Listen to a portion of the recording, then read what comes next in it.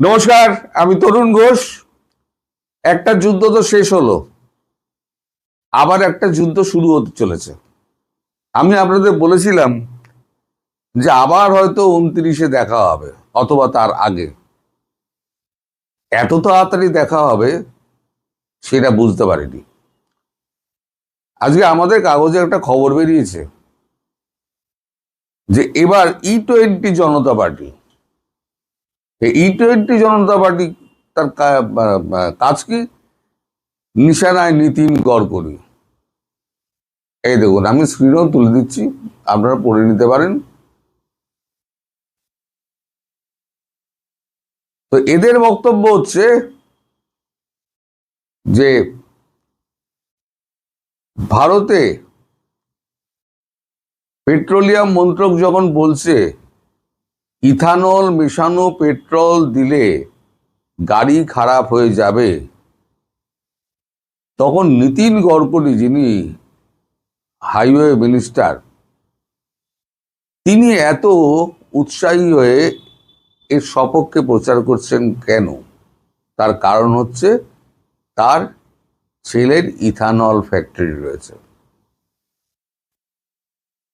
প্রত্যেকের 100% ethanol petrol পাওয়ার অধিকার রয়েছে। সেখানে এই ধরনের দুষ্ট চক্রে রয়েছে এমন মন্ত্রী, তাকে পদে রাখা যাবে না। ফলে এবার নিশানায় নীতিন গড়করি।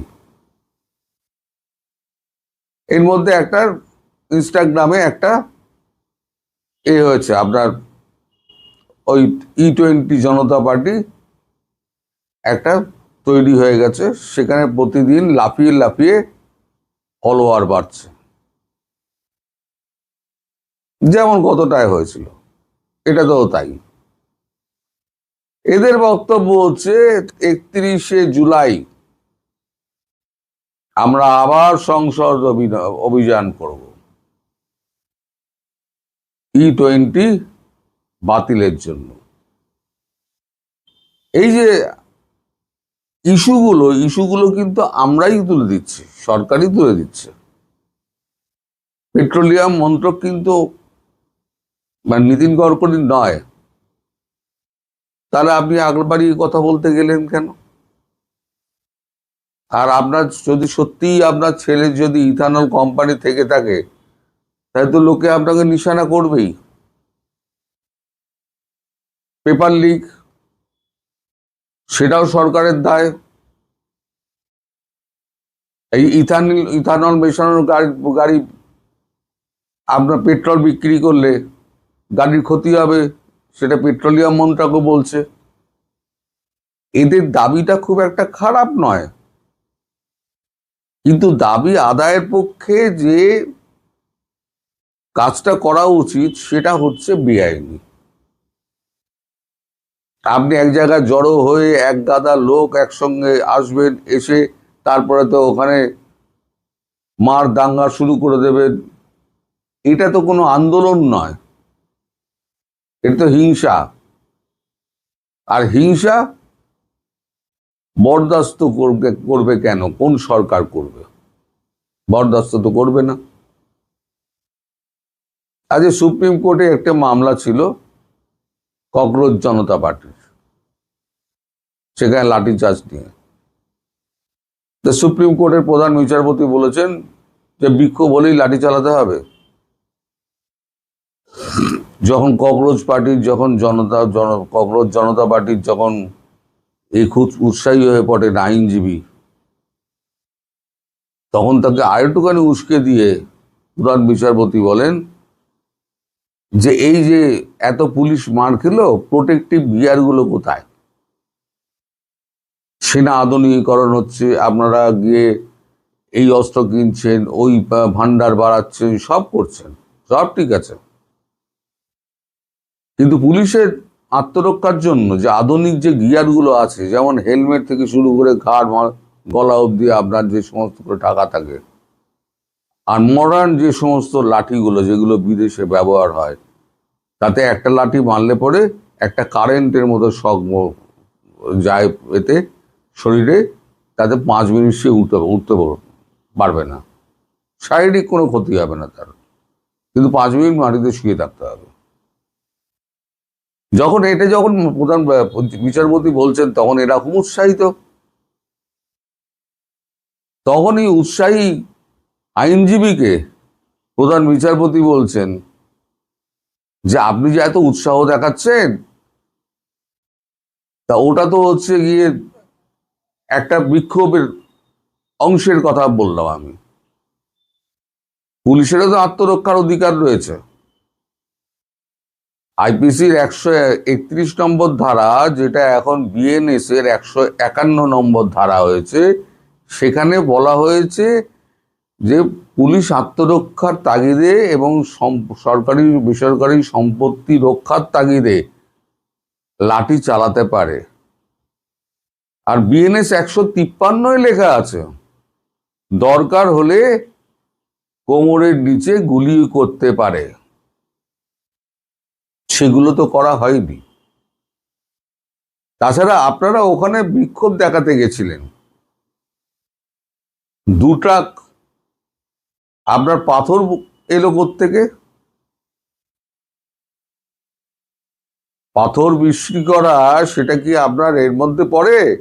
তখন মুখ চুপসে গেছে এবং মামলা খারিজ হয়ে যায়। ফলে সেখানে কিছু হলো না।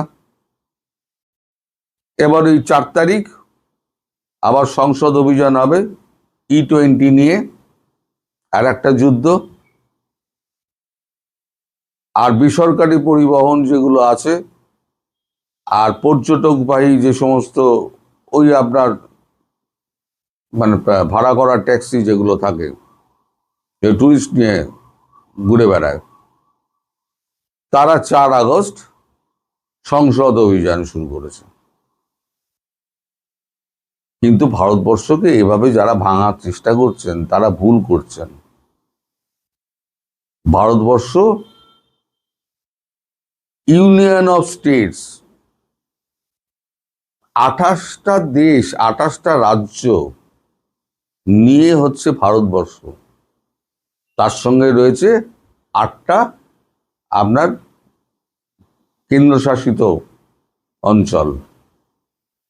কি কি রয়েছে আমি এক এক করে আপনাদের বলে দিচ্ছি।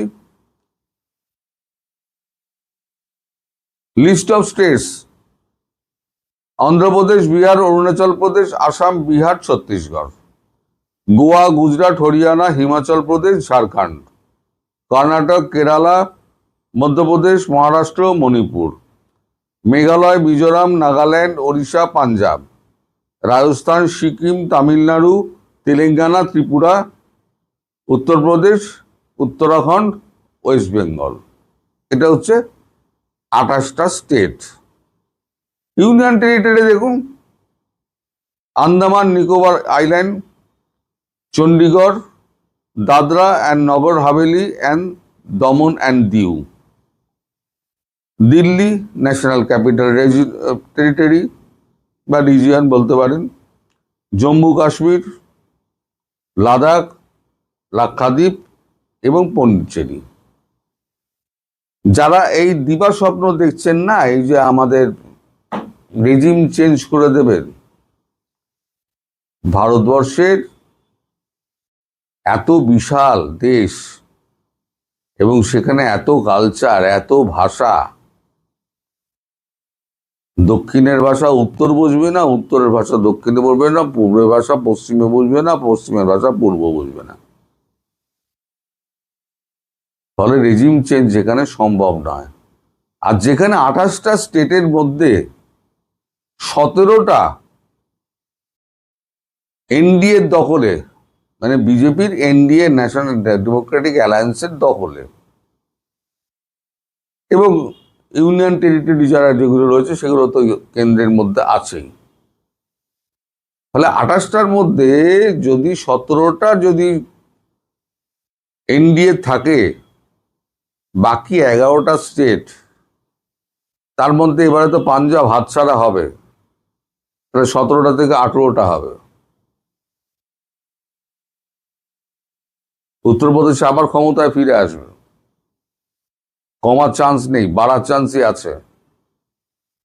যারা উৎসাহী হয়ে না ওই কমেন্ট করেন যে আপনি ভারত বিরোধী বক্তব্য দিচ্ছেন, আপনি ডিপ স্টেটের পাশে দাঁড়াচ্ছেন, তারা দয়া করে একটু আমাকে বলবেন যে আমি কোথায় ভুল বলেছি। আপনি যুক্তি দিয়ে আমাকে খণ্ডন করতে পারেন, দেখ বোগাস এই বলে দিলে কিন্তু লিখে দিলে হবে না, তো কমেন্টের কোনো উত্তরও আপনি পাবেন না। আপনাকে যুক্তি দিয়ে খণ্ডন করতে হবে যে হ্যাঁ এর মধ্যেও পাওয়া যেতে পারে। আর রাহুল গান্ধী তো আর একজন আছে, তিনি সঙ্গী সাথী সব লোকবল নিয়ে প্রধানমন্ত্রীর বাড়ির সামনে বসে পড়ার ধান্দা করেছিলেন। আরে যার ঠাকুমা মারা গেছেন টেরোরিস্টদের হাতে, যার বাবা মারা গেছেন টেরোরিস্টদের হাতে, সেই মানুষটা এই সব লোকেদের নিয়ে ঘুরে বেড়াচ্ছে। আচ্ছা, এর মধ্যে যদি কোনো মানব বোমা থাকে আপনি শুদ্ধ তো উড়ে যাবেন। তাহলে আপনাকে হটিয়ে দিয়ে কি ভারতবর্ষে পুলিশ খারাপ কাজ করেছে? সেটা আপনার সুরক্ষার জন্য করেছে। প্রশ্ন তুললে এই সমস্ত প্রশ্ন অনেক ওঠে। রাহুল গান্ধী রাজনীতি চমকাবার জন্য যা খুশি তাই শুরু করে দিয়েছেন। ৬২ বছরের একজন যুবক, তিনি দিবা স্বপ্ন দেখেন। সবাই ভালো থাকবেন, সুস্থ থাকবেন, সাবধানে থাকবেন। নমস্কার।